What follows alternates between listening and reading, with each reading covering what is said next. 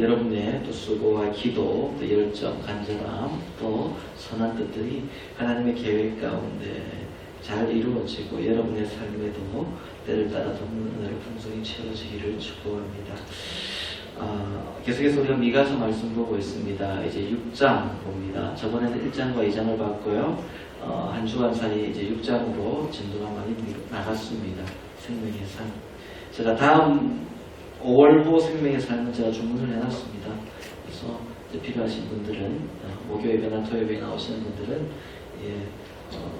이렇게 제가 나눠드리도록 하겠습니다. 미가서 6장 말씀인데 미가서가 어떤 말씀이라고 설명을 드렸습니까? 남유다와 북이스라엘의 심판과 회복을 예언하는 말씀이다. 그런데 미가가 살아있을 때 어떤 일이 일어났다고 말씀드렸죠? 북이스라엘이 망했어요. 예언대로 망했습니다. 그러다 보니까 이제 미가의 예언은 어디에 많이 집중되었을까요? 남아있는 남유다에 많이 집중되어 있습니다. 그래서 미가서가 앞부분은 북이스라엘에 대해서 예언을 조금 하는데 뒤로 갈수록 남유다에 대한 예언이 많이 있습니다. 오늘 본문도 그렇습니다. 미가가 많이 이야기를 했어요. 그리고 미가의 예언대로 북이스라엘이 망했어요.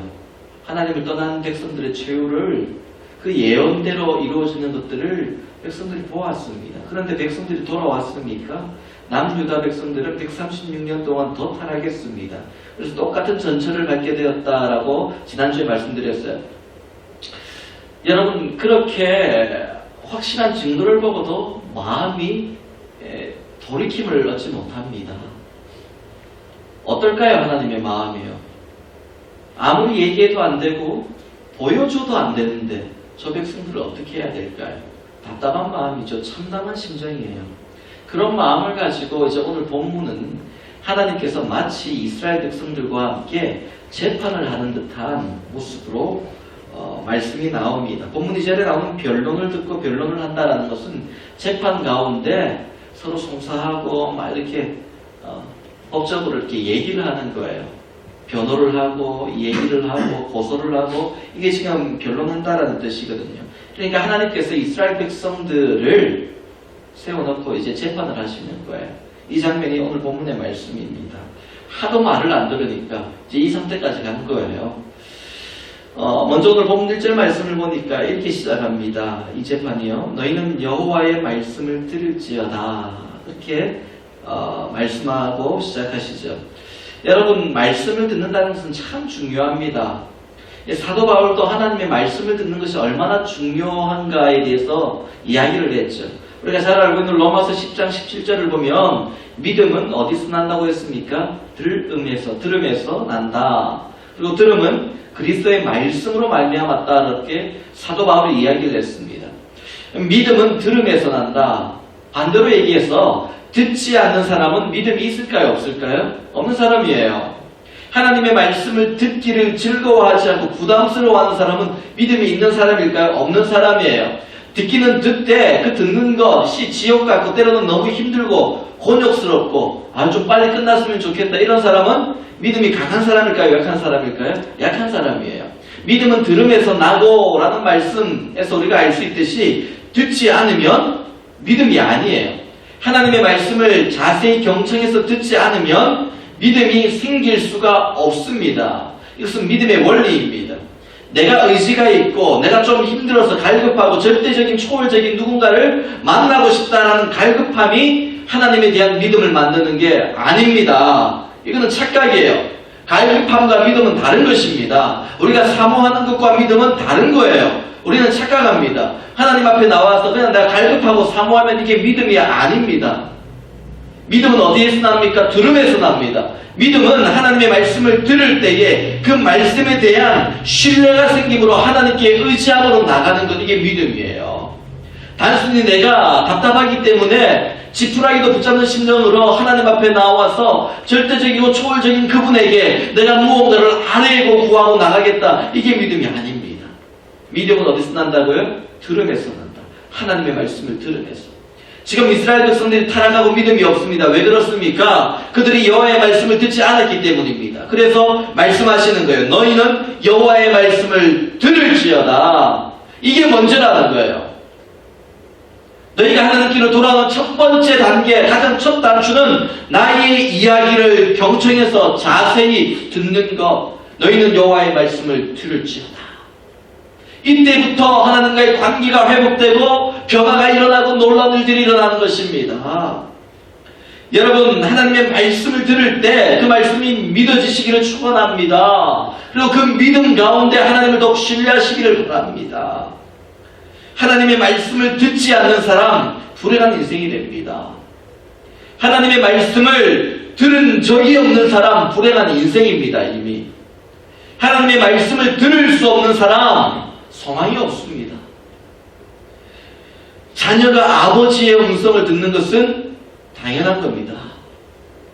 내가 하나님을 아버지로 고백하면서 아버지의 음성을 평생 동안 들어본 적이 없다. 불행한 자녀입니다.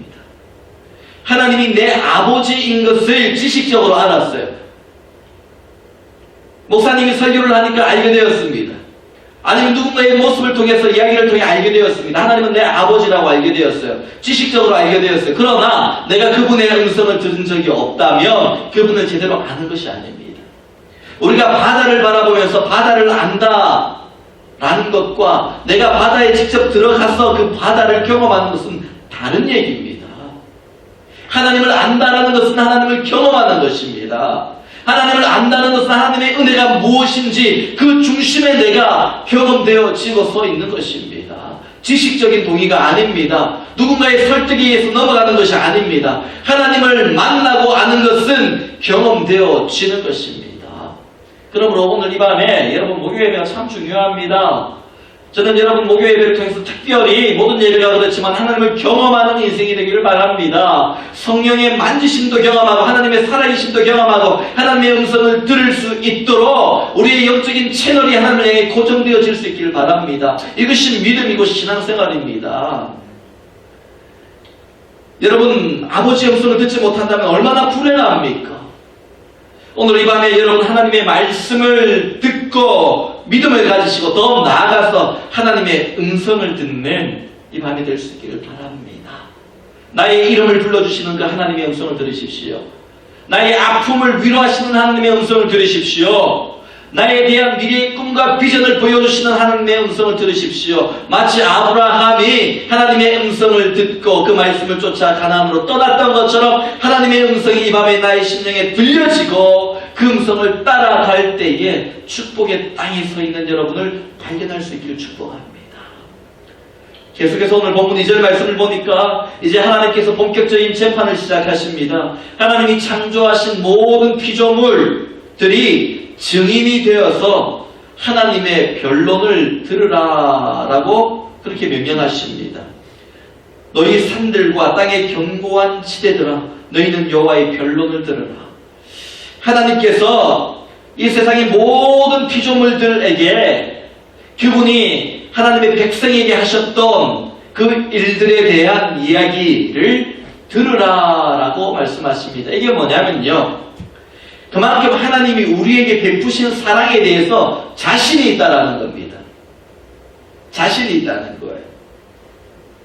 우리는 어떤 변론을 할 때에 때로는 어떤 사람이 그 앞에 있으면 조금 그 말을 하기가 부담스러울 때가 있어요. 내가 무언가를 변론할 때에 잘할 수 있었는데, 잘하고 있는데 예상치 못한 어떤 사람이 딱 나타나서 어떤 눈빛을 바라보며 내가 너를 너무너무 잘 아는데 이런 눈빛으로 나를 바라볼 때 부담스러워집니다. 말하는 게 참 힘들어지죠. 근데 하나님은 그런 게 없으세요. 모든 이 땅의 만물들아 나의 변론을 들으라. 나는 그만큼 나의 백성들에게 했던 나의 사랑이 진실했고 거짓 없었고 한순간도 그 사랑이 끊긴 적이 없었다. 나는 떳떳하다 라고 자신 있다라고 말씀하시는 겁니다. 여러분, 우리는 하나님 앞에서 많은 변명들을 늘어놓을 때가 있습니다. 그러나 하나님은 변명하지 않으십니다. 변명할 필요가 없으세요. 우리에게 행하신 모든 일이 완전하시기 때문입니다. 내 생각에는 조금 아쉬운 부분이 있고 내 생각에는 그 부분은 하나님이 조금 나에 대해서 느슨하게 사랑을 보내주신 것 같지만은 하나님의 전체적인 계획을 바라볼 때 그것은 완전한 일들이었습니다. 본문 2절에 너희 성들아 땅의 견고한 지대들아, 이 말씀을 보면요 마치 이스라엘 백성의 모습을 떠올릴 수 있습니다. 이스라엘 백성들의 모습이 산같이 교만했어요. 높았어요. 그리고 견고한 땅, 무슨 말입니까? 딱딱하게 굳어져 있는 땅이에요. 비가 내리지 않았고 메말라서 굳어져 버린 땅입니다. 딱딱한 땅이에요. 그만큼 타락하고 하나님의 음성을 듣지 않는다라는 것이죠. 굳어져서 어떠한 말씀도 음성도 그들의 심령에 들어갈 수 없는 거예요. 거부한 거예요. 여러분, 이스라엘은 원래 하나님이 택하신 백성입니다. 그런데 왜 그들이 이렇게까지 되었을까요? 바로 하나님에 대해 기억하지 못하고 하나님에 대해 잊고 살았기 때문입니다. 그들이 다시 기억해야 될 것이 무엇일까요? 오늘 본문을 보면 세 가지가 나오는데요. 첫 번째는 자신이 하나님의 백성임을 기억해야 됩니다. 지금 그들이 잊고 있는 게 이거예요. 내가 하나님의 백성이다 라는 사실을 잊고 있어요. 내가 하나님의 자녀다 라는 사실을 잊고 있습니다.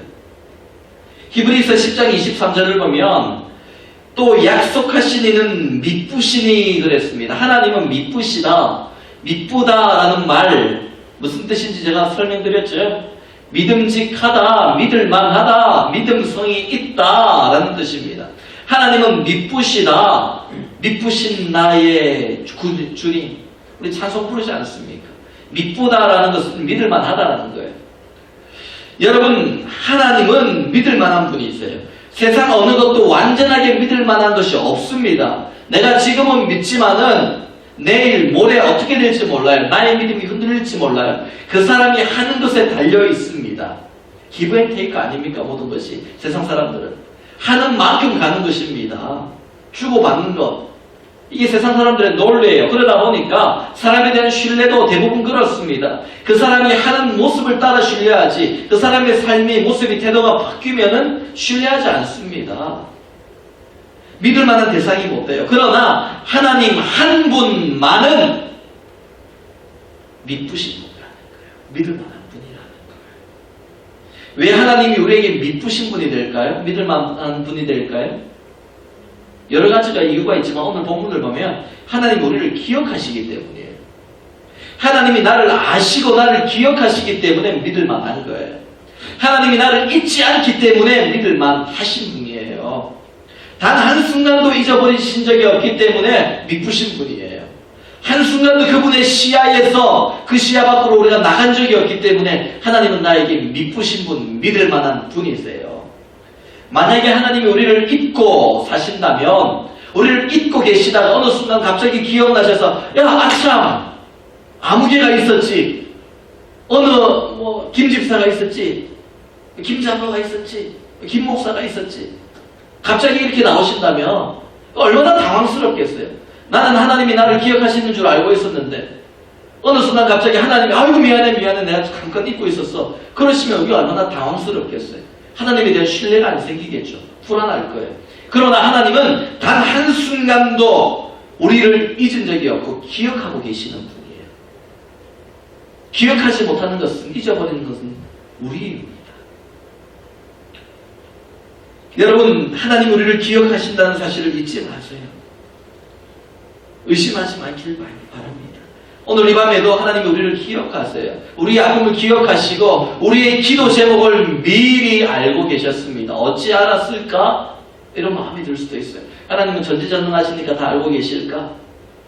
오늘 이 밤에 내가 하나님께 기도할 기도의 제목들, 간절함들, 답답함들, 인생의 문제들 하나님 이미 다 알고 계십니다. 야, 하나님은 그냥 전지전능하시니까 다 알고 계실 거야 그냥. 물론 그것도 맞지만 좀 더 구체적으로 말씀드리면은 하나님께서 우리의 모든 과정, 그 기도의 제목이 나오기 전까지의 우리의 아픔과 인생의 역경과 그 과정들을 다 보아왔셨기 때문입니다. 한순간도 그 시선을 떼지 않고 다 보셨기 때문에 다 아시는 거예요. 지금 어떤 기도를 할지 다 아시는 거예요. 우리가 우리 자녀들을 바라볼 때에 용돈이 없어가지고 뭘 사고 싶은데 용돈이 없어가지고 우리 자녀가 며칠 동안 끙끙하고 매일매일 그 가게 가서 그냥 구경만 하다 오고 사고 싶은 물건 그냥 보고 한번 돌아오고 보고 돌아오고 보고 돌아오고 끙끙거리고 갖고 싶다라는 그 잠꼬대를 하고 뭐 이러는 거예요. 그러다가 한 몇 주 있다가 부모를 찾아와서 드릴 말씀이 있는데요. 그러면 부모가 어떻게 얘기합니까? 너 무슨 말 할지 다 알아. 돈 필요하지 라고 얘기할 거 아닙니까? 뭐 사고 싶지? 라고 얘기할 거죠. 어떻게 알았을까요? 부모가 전지전능해서 아닙니다. 그 과정을 다 봐왔기 때문입니다.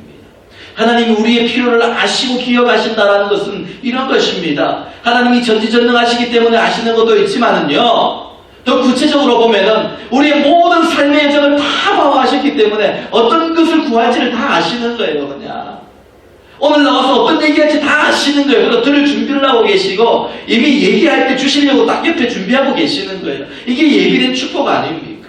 우리는 나가서 그냥 간절히 우리의 마음을 고백하고 아버지가 필요해요. 아버지가 필요해요. 당신의 도움이 필요합니다. 이 고백만 드리면 하나님은 우리에게 필요를 채워주시는 것입니다. 이게 믿음으로 구하는 인생입니다. 본문 3절 말씀을 보십시오. 이르시기를 내 백성아 내가 네 무엇을 내게 행하였으며 무슨 일로 너를 괴롭게 하였느냐 너는 내게 증언하라. 그렇게 말씀하십니다. 하나님이 지금 이스라엘 백성을 어떻게 부르십니까? 피고인, 죄인, 이스라엘, 피고인 이스라엘 그렇게 부르지 않으십니다. 어떻게 부르십니까? 내 백성아. 영어 성경 가지신 분들은 옆에 표시되어 있죠. My people 이라고 되어 있습니다. 내 백성, 내 사람아 라고 부르시는 거예요. 지금 죄인이라고 말씀하지 않으셔요. 피고인이라고 말씀하지 않으셔요. 내 백성아 라고 말씀하십니다. 하나님을 떠난 사람이에요. 거역한 이스라엘 백성입니다. 하나님의 가슴에 대못을 박은 이스라엘 백성들이에요. 하나님이 말씀하시고 또 말씀하실 때 듣지 않아서 재판의 상황까지 온 이스라엘 백성이에요. 그만큼 마음이 굳어진 땅 같은 이스라엘 백성이에요. 그들의 교만이 높은 산과 같습니다. 그럼에도 불구하고 하나님은 그들을 향해서 내 백성아 my people 이라고 부르시는 겁니다. 나의 사람이라고 부르시는 거예요. 왜 그렇게 불러주실까요? 너희가 그것을 잊지 말고 살라는 것입니다. 잊지 말라. 이 구약 성경을 보면은 많은 부분이 이스라엘 백성들이 하나님을 떠났을 때 선지자들이 하나님의 음성을 들을 때 하나님께서 선지자에게 말씀하십니다. 너희는 나의 백성을 그렇게 얘기합니다. 여러분, 우리는 기억해야 됩니다. 하나님은 우리를 자신의 백성, 하나님의 사람이라고 보고 계십니다. 우리가 어떤 모습으로 넘어지고 때로는 죄악에 빠져서 헤매고 있을 때라도 하나님은 그럼에도 불구하고 너희는 나의 백성이야 말씀하십니다. 그런데 사탄은요, 우리가 이 사실을 순간순간 잊어버리게 만듭니다. 깜빡깜빡 잊어버리게 만들고 마지막에는 영원히 우리가 하나님의 백성인 것을 잊어버리게 만듭니다. 하나님의 백성이라는 영적인 정체성, 우리 영혼의 정체성이 무엇입니까? 하나님의 백성이에요. 그런데 이 영적인 정체성을 잊어버리게 만들고 육신의 정체성을, 이 세상의 정체성을 자꾸 앞으로 드러내고 생각나게 만드는 거예요. 하나님의 백성이 먼저 드러나야 되는데 어느 집의 가장, 어느 집의 아버지, 어느 집의 어머니, 어느 집의 자녀가 먼저 드러나게 하고 어느 회사의 어느 위치, 지위가 먼저 드러나게 하고 재물의 많고 적음에 대한 그 환경과 상황, 조건이 드러나게 만들고 이런 것들로 자신의 정체성, 육신의 정체성이 먼저 드러나게 만듭니다. 하나님의 백성은 저 밑으로 내려가게 만들어버려요. 이것을 다시 뒤집어 엎어서 하나님의 백성이라는 영적인 정체성이 먼저 드러나게 만드는 것. 이것이 회복입니다. 다른 게 회복이 아니에요. 육신의 자랑, 육신의 소망, 이런 것이 막 드러날 때에 밟아버리고 밑으로 다 내려버리고 제일 위에는 영적인 소망, 영적인 정체성, 하나님의 백성. 사도 바울의 고백처럼 십자가 외의 모든 것들 다 배설물로 여긴다라는 것. 십자가만이 자랑이랍니다. 이 영적인 정체성을 얘기하는 거 아닙니까? 사탄은 계속 우리가 어느 위치에 있는지, 어느 조건을 가지고 있는지, 내가 어떤 상황과 환경에 있는지 이런 것들이 인생의 기준이 되게 만들고 거기에 집착하도록 만들어요. 여러분, 정체성을 잃어버리면 질풍노도의 시기가 찾아옵니다. 청소년기를 질풍노도의 시기다, 그렇게 한국에서는 그렇게 교과서에서 옛날에 가르쳤습니다. 왜 그러냐면은 정체성의 혼란이 오기 때문입니다. 나는 누구일까? 나는 누구의 자녀로 태어났지만, 아들로 딸로 태어났지만, 그러나 진짜 내 존재는 무엇일까에 대한 고민을 하기 시작하는 거죠. 그러다 보니까 정체성이 흔들리기 시작하고 내가 누군지를 모르는 거예요. 그러면서 방황하고 청소년 비행이 이제 나오기 시작하는 거 아닙니까? 신앙도 마찬가지입니다. 우리가 영적인 정체성이 흔들리게 되면요, 방황하고 비행하게 되어 있습니다. 인생에 거친 풍랑이 찾아오는 것입니다. 오늘 이 밤에 여러분, 우리 모두가 하나님의 백성, 하나님의 자녀라는 영적인 정체성을 다시 한번 회복하고 강하게 세워갈 수 있기를 바랍니다. 두 번째로 우리가 기억해야 될 것은요, 하나님께 받은 은혜를 기억해야 됩니다. 마음속에 은혜의 감격이 사라진 사람은 하나님을 향해 원망이 나오기 시작합니다. 우리가 불평이 나오고 한숨이 나오고 원망이 나올 때는요, 체크해보면 항상 은혜가 사라졌을 때예요. 은혜가 충만하고 성령 충만한데 불평하는 사람은 없어요. 절대로 그런 사람은 없어요. 근데 우리 안에 은혜가 사라지게 되면 불평이 나오고 원망이 나오고 이제 하나님을 향해 기대하지 않습니다. 기대하지 않으면 뭘 안 할까요? 기도하지 않아요. 기대가 사라지면 기도가 없어집니다. 그리고 간절하지 않습니다. 이렇게 은혜가 마르게 되면 결국은 타락하게 됩니다. 은혜가 사라지게 되면 타락해요. 그래서 우리가 은혜 관리를 잘해야 돼요. 날마다 성령으로 충만해야 되고 은혜가 충만해야 됩니다. 이것은 누가 채워주는 게 아니에요. 스스로 관리하는 거예요. 본문 4절 말씀을 보니까요, 하나님께서 이스라엘을 애굽 땅에서 인도해내어 주셨습니다. 종노릇하는 집 노예에서 가나안 땅이라는 멋진 땅의 주인이 되게 만들어 주셨습니다. 신분의 변화를 만들어 주셨어요. 종에서 주인으로 만들어 주셨어요. 가나안 땅의 주인으로 만들어 주셨어요. 그 후로도 그분의 백성을 위해서 계속해서 일하셨습니다. 그것이 오늘 본문 5절 말씀이에요. 그걸 기억하라, 기억하라, 그렇게 말씀하시죠. 여러분, 은혜를 다시 기억하는 자는 회복할 수 있어요. 이스라엘 백성이 하나님을 떠났다가 다시 돌아올 때마다 성경을 보면 항상 그들이 지난날 그들과 함께 하셨던 하나님을 기억했어요. 그 순간 회개하기 시작했습니다. 야, 하나님 이런 분이셨지. 그러면서 회개하기 시작하는 거예요. 모세가 신명기에서 이제 죽기 전에 출애굽 2세대들에게 설교를 하면서 했던 얘기가 다 이거예요. 너희는 하나님을 기억하라. 광야에서 너희를 어떻게 인도했는지 기억하라. 이 얘기가 핵심이에요. 그냥 신명기 보면 너희는 하나님을 기억하라는 거예요. 그냥. 왜 그렇습니까? 모세는 알았어요. 다 생활해봤잖아요. 애굽의 왕궁에서도 생활해봤고 밑바닥 인생도 생활해봤고 다 생활해봤는데 그들이 가나안 땅에 들어가서 그 풍요를 누릴 때 분명히 그들은 하나님의 은혜를 잊어버릴 위험이 많다는 걸 알았어요. 그래서 지금 들어가기 전에 출애굽 2세대들, 자식 같은 세대들을 앞에 두고 설교하면서 너희는 하나님을 기억하라. 가나안 땅에 들어가서도 잊지 말아야 된다, 그 은혜. 그러면 너희 끝나는 거야. 이 이야기를 계속해서 했던 것입니다. 여러분, 이 밤에 하나님이 내게 행하셨던 많은 은혜들을 다시 기억하고 우리의 신앙이 더 강하게 회복되기를 바랍니다. 마지막 세 번째로 우리가 기억해야 될 것은요, 하나님이 기뻐하시는 일이 무엇인가? 이걸 기억해야 됩니다. 하나님이 기뻐하시는 일이 무엇인가? 본문 8절 말씀입니다. 우리 함께 읽어볼까요? 본문 8절을 함께 읽습니다. 시작. 사람아, 주께서 선한 것이 무엇임을 내게 보이셨나니 여호와께서 내게 구하시는 것은 오직 정의를 행하며 인자를 사랑하며 겸손하게 내 하나님과 함께 행하는 것이 아니냐.